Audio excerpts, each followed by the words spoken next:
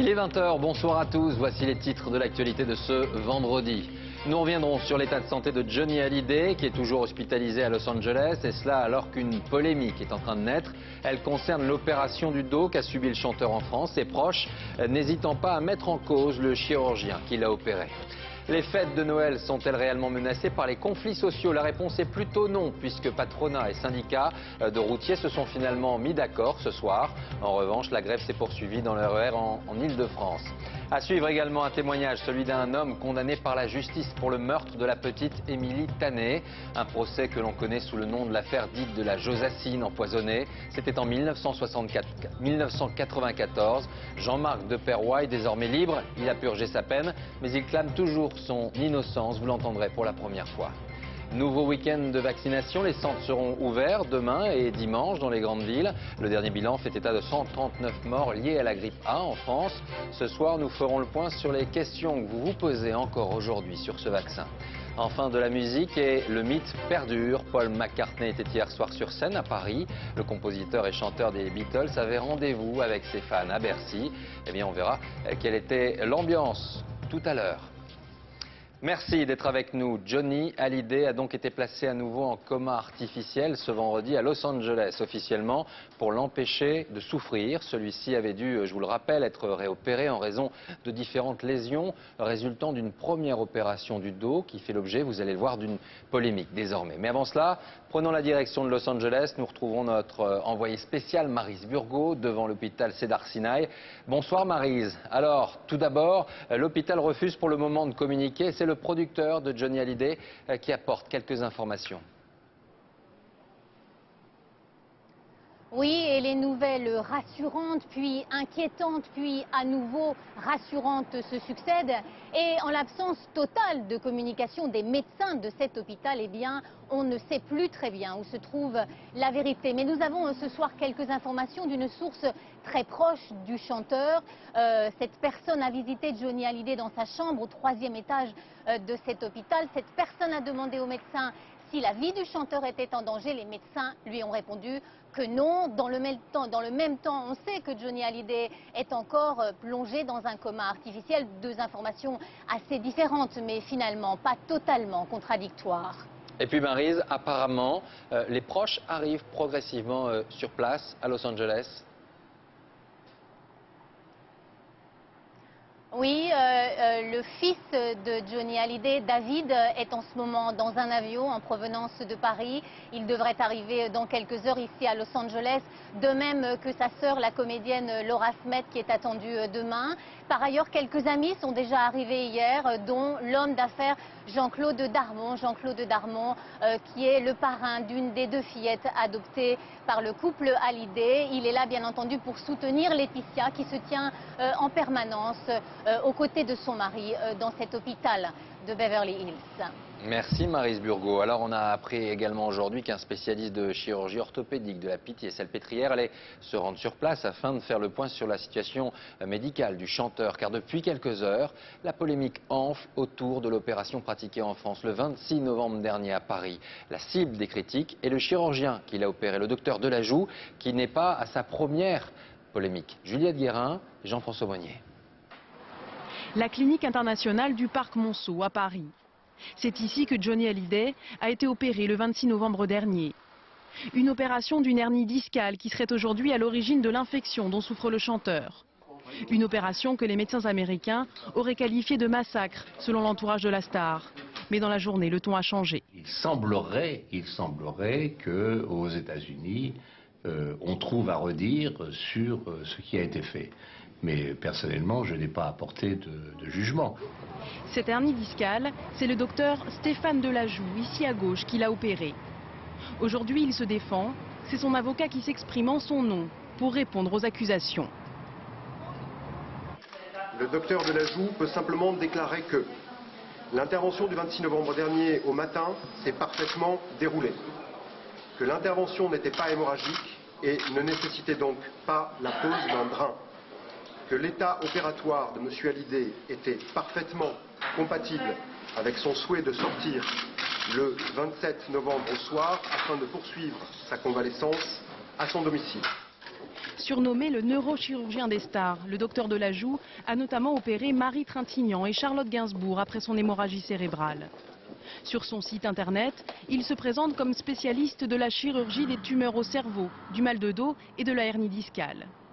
Mais le CV du docteur Delajoux est aussi entaché d'au moins 3 condamnations judiciaires pour erreur médicale. En 2004, cet avocat a défendu l'une des patientes du chirurgien, aujourd'hui invalide à 30% suite à une intervention ratée. Il avait commis une erreur majeure en se trompant purement et simplement au niveau du siège de l'intervention. C'est-à-dire qu'il est intervenu sur un disque intervertébral qui était sain et qui ne présentait aucun problème.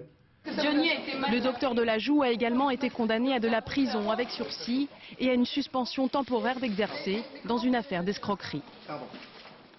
Alors l'état de santé de Johnny Hallyday suscite bien sûr l'inquiétude de ses fans. On va les écouter dans un instant. Mais parmi eux, il y a aussi le président de la République, Nicolas Sarkozy, qui a souhaité réagir aujourd'hui.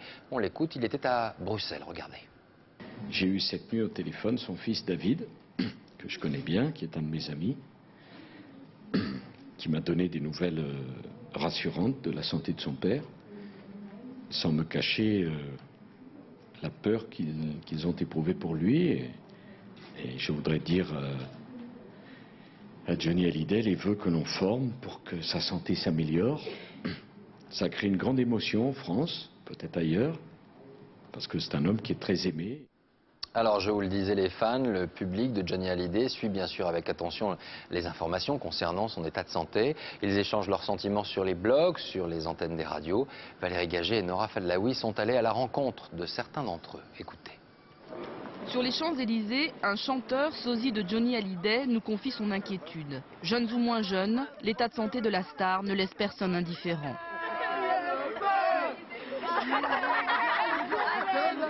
Un petit peu inquiet, là encore un peu plus parce que on vient d'apprendre qu'ils l'ont replongé dans le coma artificiel. J'espère qu'il lui arrivera rien du tout. Hein. Pourquoi vous avez mal au cœur? Parce que moi, c'est Johnny Hallyday, c'était de mon âge, hein, de notre époque. Hein.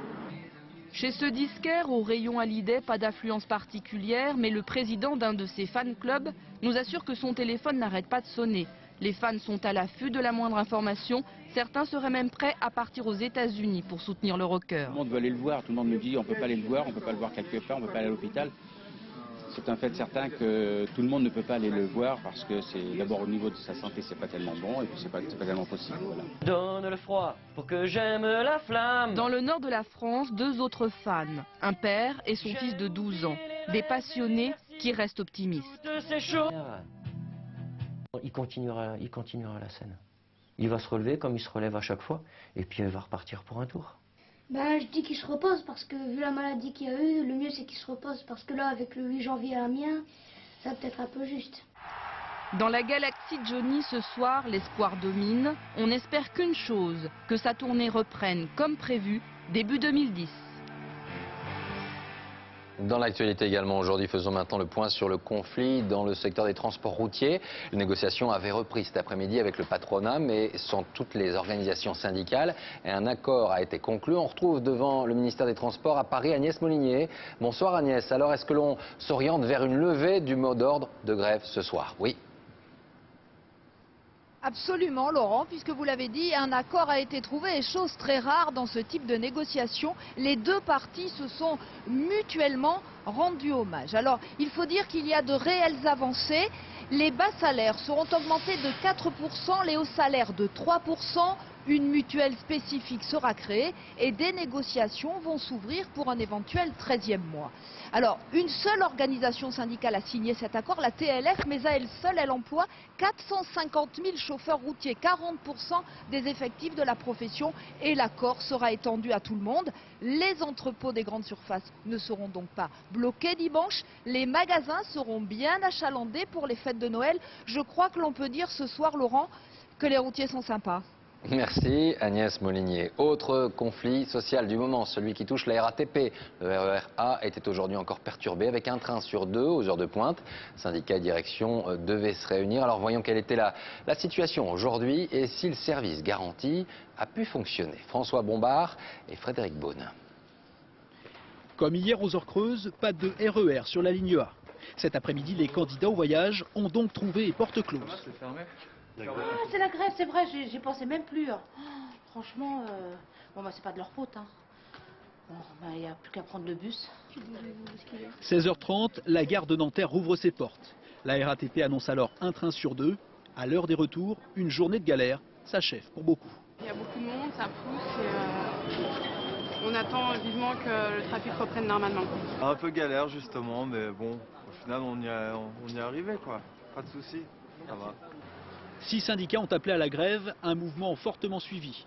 Pour assurer le service garanti, les cadres de l'entreprise ont été réquisitionnés.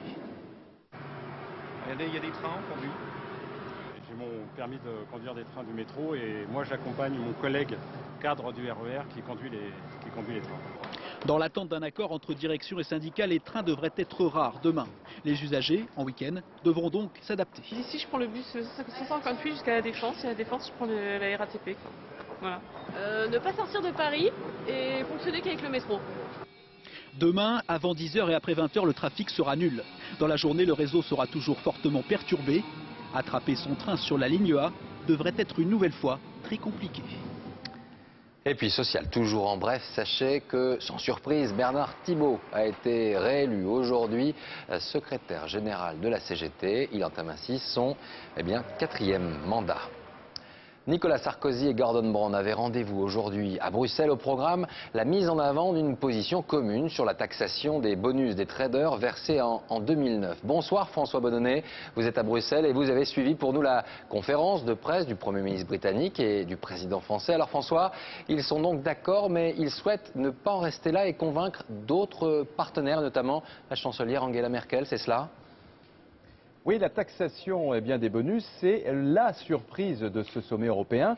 On savait qu'il régnait un froid polaire entre Nicolas Sarkozy et Gordon Brown depuis la nomination de Michel Barnier au poste de commissaire européen aux services financiers. Eh bien ici, à Bruxelles, on a assisté à un retournement comme seuls les hommes politiques savent le faire. Les deux hommes, depuis hier, ont dit qu'ils étaient d'accord sur tout. La France va donc taxer effectivement les bonus des banquiers pour l'année écoulée. Et Paris aimerait, vous l'avez dit, rallier d'autres pays européens à sa position. Et c'est là que le bas blesse, parce que la chancelière Angela Merkel trouve cette idée charmante, par exemple, mais inapplicable en Allemagne parce que inconstitutionnelle. Et ce soir, aucun autre pays européen ne manifeste un enthousiasme fou pour ce nouvel impôt qui aura donc surtout servi à réconcilier la France et la Grande-Bretagne.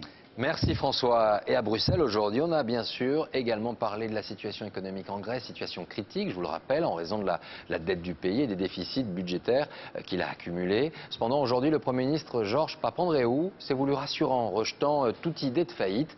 Alors voyons ce soir quelle est la situation sur place avec nos envoyés spéciaux, Julien Dupéret et Marie Cros. Les cicatrices de la colère. Ce matin, Athènes nettoie ses murs, des mots gravés par sa jeunesse. Égalité, justice économique, c'est exactement ce que réclament Dimitris et ses amis, 18 ans tout juste. Regardez, ici le café est à 4 €, alors que le salaire minimum n'est que de 700 €. Au final, c'est nous les jeunes qui allons payer. Jeunes, vieux, même pessimisme. Ce chauffeur de taxi enrage que son pays puisse frôler la faillite. Le principe en Grèce, c'est que tout le monde vit en permanence au-dessus de ses moyens. Résultat, 300 milliards d'euros de dette publique et en début de semaine, la baisse de la note du pays. De quoi affoler les bourses du monde entier. Les traders de cette salle de marché s'en remettent à peine. C'est une folie, certaines fois. Ils viennent de perdre plusieurs centaines de millions d'euros. Ce sont des journées très intenses, avec de nombreux appels d'investisseurs étrangers. Ils veulent savoir si notre banque centrale est vraiment solide.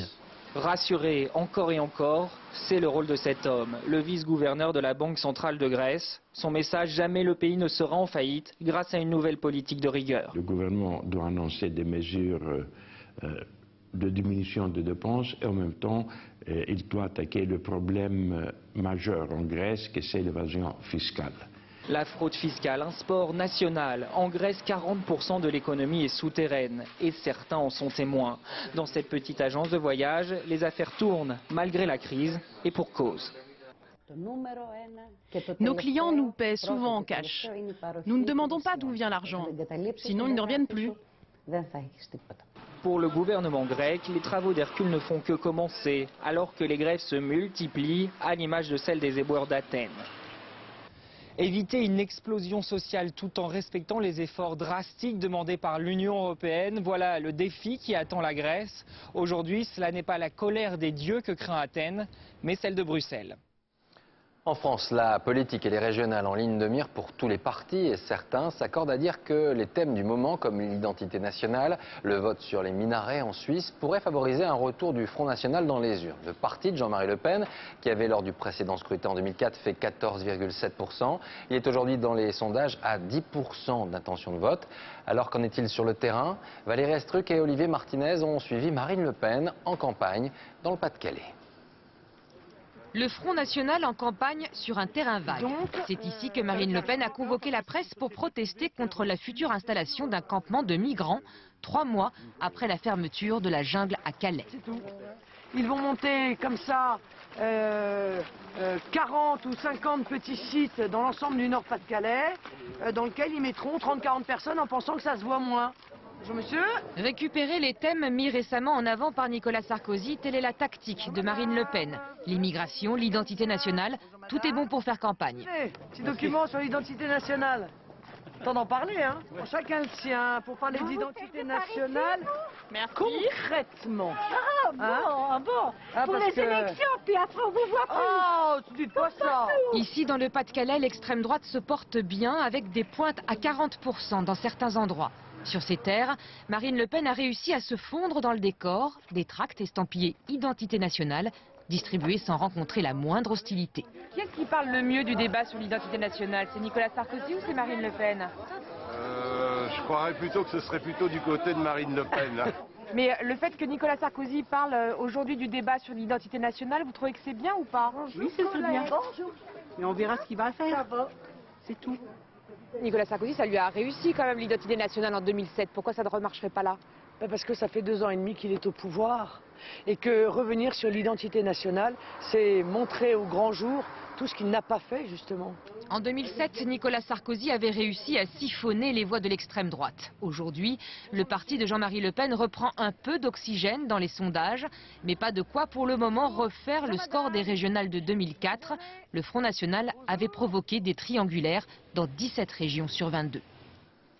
C'est l'un des faits divers qui a marqué les 20 dernières années. L'affaire de la Josacine empoisonnée en 1994. La petite Émilie Tanet meurt quelques heures seulement après avoir ingurgité son médicament dans lequel on retrouvera des traces de cyanure. Un homme sera reconnu coupable. Il s'appelle Jean-Marc Deperroy, condamné à 20 ans de prison. Celui-ci a fini de purger sa peine et après toutes ces années de silence, il a choisi de parler, de revenir sur cette affaire et il n'a pas changé de position. Il clame toujours son innocence. Propos recueillis par Dominique Verdaillan et Yann Moine. Il aurait pu se faire oublier, se fondre dans la foule. Après 12 ans de prison, 3 ans et demi de libération conditionnelle, Jean-Marc Deperroy se dit victime d'une erreur judiciaire. 12 ans, 1 an, 1 minute, le fait d'être condamné alors que j'ai rien fait, c'est catastrophique. 25 mai 97, Jean-Marc Deperroy est condamné à 20 ans de réclusion criminelle. Reconnu coupable d'avoir empoisonné la petite Émilie Tanet, coupable d'avoir introduit du cyanure dans de la josacine, un antibiotique.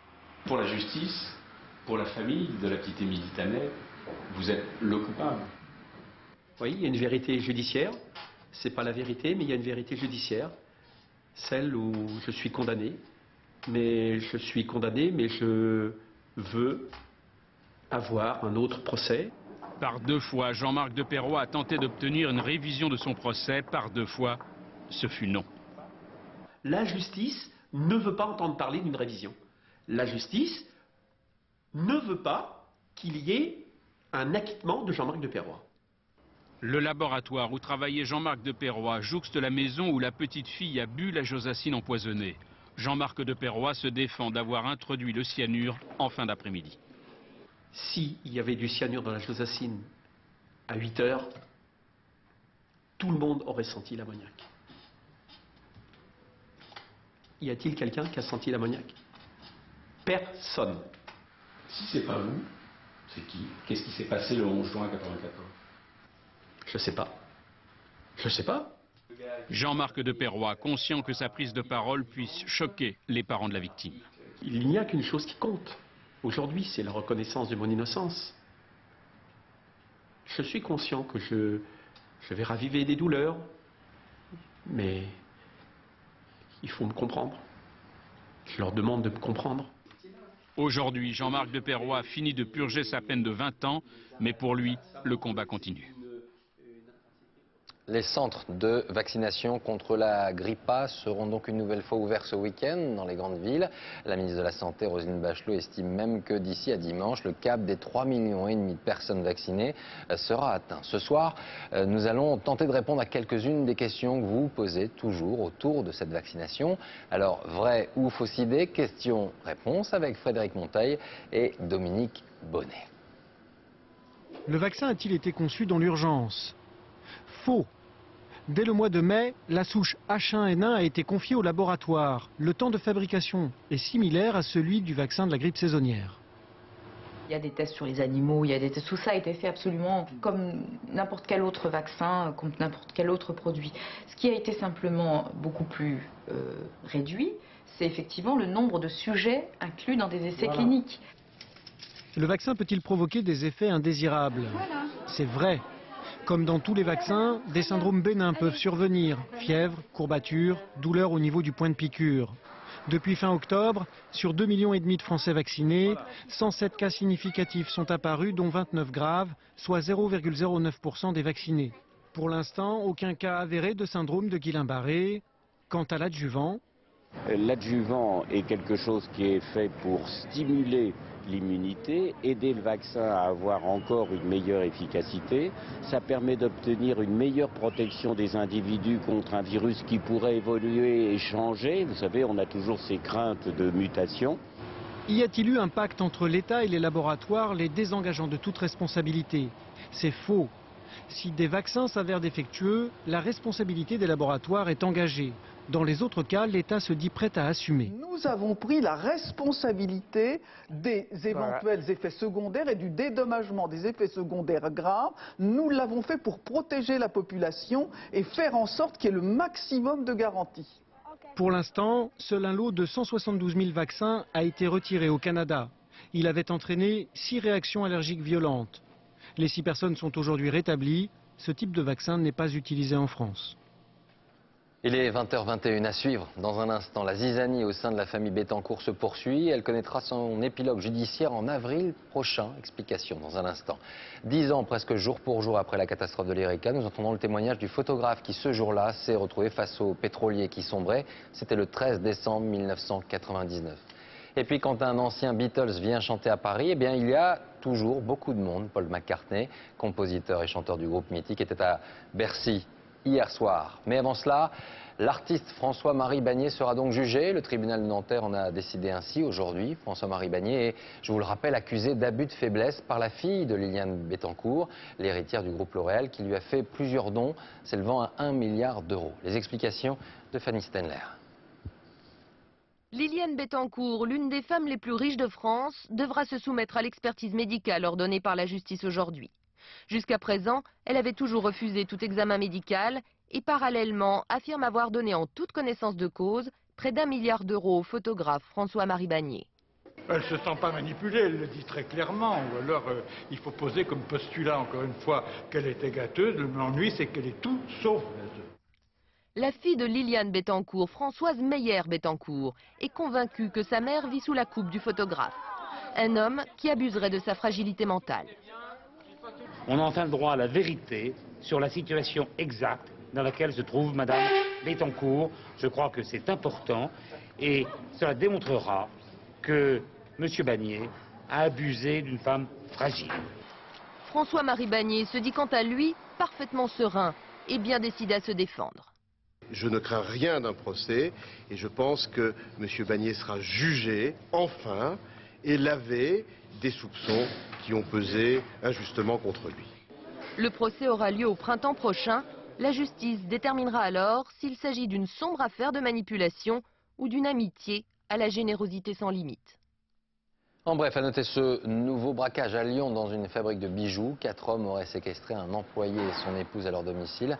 Un mode opératoire déjà utilisé il y a à peu près 10 jours dans la banlieue lyonnaise où 5 malfaiteurs avaient séquestré une famille de bijoutiers. Il y a 10 ans, le pétrolier Erika faisait naufrage au large du Finistère, déversant 20 000 tonnes de pétrole et souillant 400 km de côte. Au moment précis du naufrage, le 13 décembre 1999, un photographe était présent.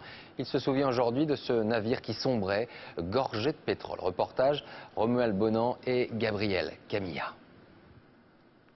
Il n'a rien du tempérament des paparazzi. Et pourtant, Stéphane Marc est aujourd'hui l'auteur des clichés les plus célèbres du naufrage de l'Erika. À l'aube du 13 décembre 1999, ce photographe civil de la marine grimpe dans un super frelon de la 32F, la fine fleur du sauvetage en mer. Une mission d'assistance sur la coque du navire, brisée en deux la veille. Mais en arrivant sur zone, il n'y a plus rien à faire pour le pétrolier maltais et ses 32 000 tonnes de fioul, maintenues en vie seulement grâce au câble du remorqueur, l'abbaye Flandre.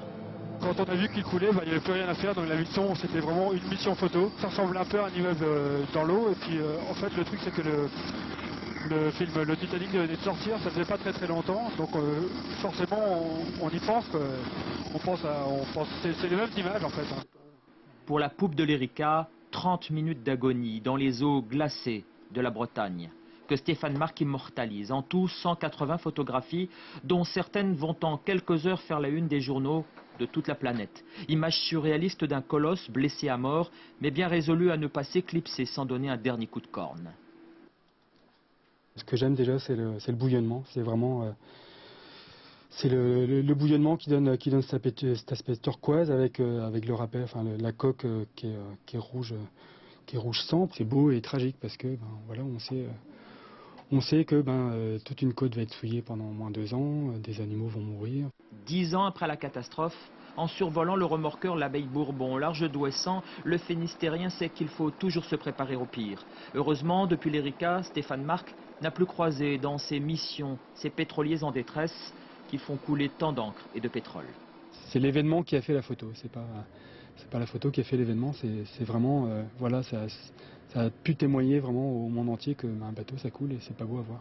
Vendu dans le monde entier par les agences, les clichés de Stéphane Marc font désormais partie du patrimoine, mais signe d'ingratitude, le photographe breton n'a jamais touché le moindre droit d'auteur.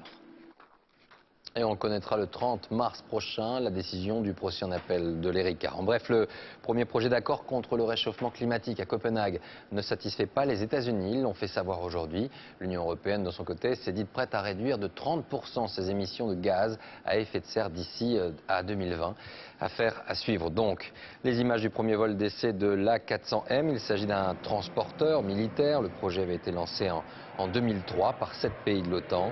Il devrait remplacer le Transal franco-allemand, mais pas avant 2012. Sa conception a pris quelques retards. Le sport, enfin le sport. Les déboires conjugaux de Tiger Woods ne cessent d'alimenter les médias américains. Tiger Woods est, pour ceux qui l'ignorent, le meilleur golfeur de l'histoire. Et il était jusqu'à cette affaire une icône intouchable aux États-Unis. C'est ce que nous raconte Christophe Duchiron. C'est plus fort qu'un feuilleton télé à rebondissement, car ici rien n'est inventé. C'est l'histoire vraie de Tiger Woods, l'homme qui valait des centaines de millions de dollars. C'est l'histoire d'un golfeur qui était un modèle de vertu et qui a trompé sa femme et son monde. On l'appelait Monsieur Parfait. Juste à côté de sa maison de milliardaire, fin novembre en Floride, Monsieur Parfait a un accident de voiture sans gravité, mais pas sans conséquences. Grâce à cette remarquable reconstitution en 3D de la télé chinoise, nous allons comprendre. C'est la nuit, Tiger se fâche avec sa femme, un ex-mannequin suédois, rapport à une aventure extra-conjugale qu'il a eue. Tiger prend sa voiture poursuivi par sa blonde épouse qui brandit un club de golf. Tiger est troublé et fonce dans un tronc d'arbre. Comme la tôle, les cœurs vont se froisser. Il y a enquête de la police et enquête, si l'on peut dire, des médias américains. Soudain, c'est la chasse médiatique aux maîtresses. Ici, la gérante d'une boîte de nuit new-yorkaise. Il y en aura d'autres. Dans un communiqué sur Internet, Tiger reconnaît des transgressions et des péchés. En gros, il a couché avec des femmes et il s'excuse. Il y a peu à la télé américaine, Jamie Grubbs, 24 ans, serveuse dans le civil, reconnaît qu'elle a très bien connu Tiger dans le privé. Elle s'adresse à la femme de Tiger, qu'elle lui empruntait de temps en temps, c'est humiliant. Je suis sincèrement désolée pour elle. Faut dire que depuis 15 jours, l'Amérique se passionne pour cette histoire qui change un peu la face du golf. Qu'est-ce que ça signifie pour Tiger concernant l'argent qu'il gagne? Je crois que ça n'aura aucun effet. Le sportif le mieux payé de la planète possède plus de sponsors qu'il n'a de maîtresse. Pour l'instant, la très grande majorité des marques lui sont restées fidèles. La fidélité pour Tiger Woods, un sujet à méditer. Musique maintenant, Paul McCartney était hier soir en concert à Paris et c'est toujours un événement. L'ancien compositeur et chanteur des Beatles, âgé de 67 ans, a pu une fois de plus compter sur ses fans. Alors comment les choses se sont passées à Bercy? Reportage Abdel Mostefa et Eric Delagneau. Bonsoir Paris. C'est Paul McCartney, c'est une légende. Ça va? Ça fait 40 ans que j'attendais ça. Bonsoir mon petit chou. Vous pensez qu'à son âge, vous pourrez faire comme lui? Non. Non.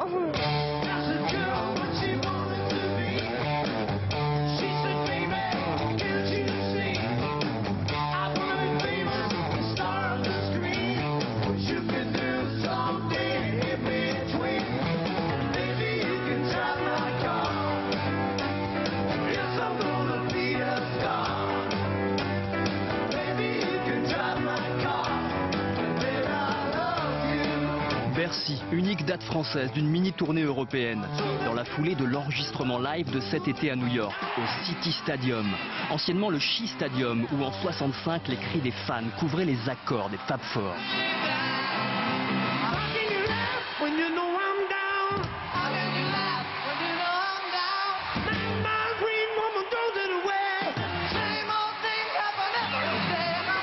Même programme pour le concert parisien d'hier avec une trentaine de titres puisés dans le répertoire des Beatles, des Wings et des albums récents. C'est la santé qu'il a, c'est impressionnant là, 3 heures pratiquement de spectacle, de l'humour, c'était vraiment extraordinaire. On a eu tous les classiques, c'était vraiment génial, presque 3 heures de concert extraordinaire. Je viens de Marseille, je suis trop content.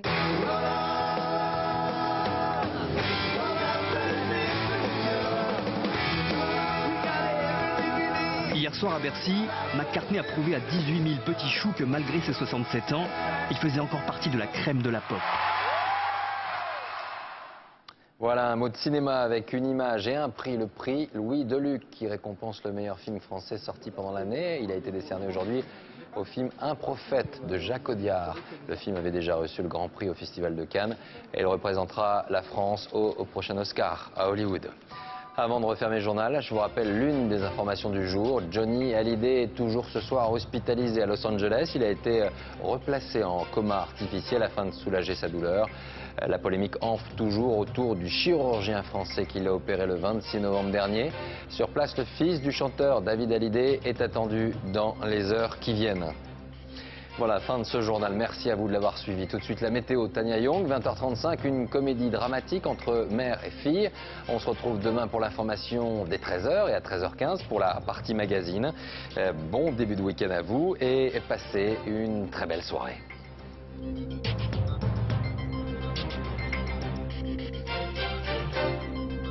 L'info en continu, c'est aussi sur France2.fr.